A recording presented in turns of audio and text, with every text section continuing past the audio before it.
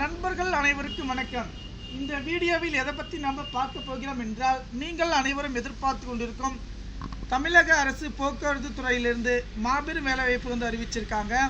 இதை பொறுத்த வரைக்கும் வந்து பார்த்திங்கன்னா நோட்டிஃபிகேஷன் வந்துடுச்சா, ஆனால் இந்த வேலைக்கு வந்து பார்த்திங்கன்னா என்னென்ன குவாலிஃபிகேஷன், எப்படி வந்து அப்ளை பண்ணுறது, அதுக்கான தகவல் எல்லாமே இருக்குன்னு சொல்லியிருக்காங்க. எந்தெந்த மாதிரி மெத்தடில் என்னென்ன பதவிகள் இருக்குது பார்த்திங்கன்னா, driver, conductor, technical staff, JE, AE, ticket collector, அதே போல் பார்த்திங்கன்னா ஃபிட்ரு, மெக்கானிக்கல், இந்த மாதிரி பதவிகள் எல்லாமே வந்து கொடுத்துருக்காங்க.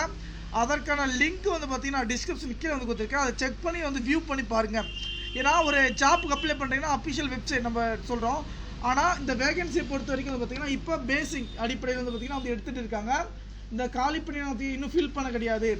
13 ஆண்டுகள் 14 ஆண்டுகளாக வந்து பார்த்திங்கன்னா இதோடைய வேகன்சி வந்து ஃபில் பண்ணல. ஆனால் இப்போது எப்படி ஃபில் பண்ணுறதா சொல்லியிருக்காங்க.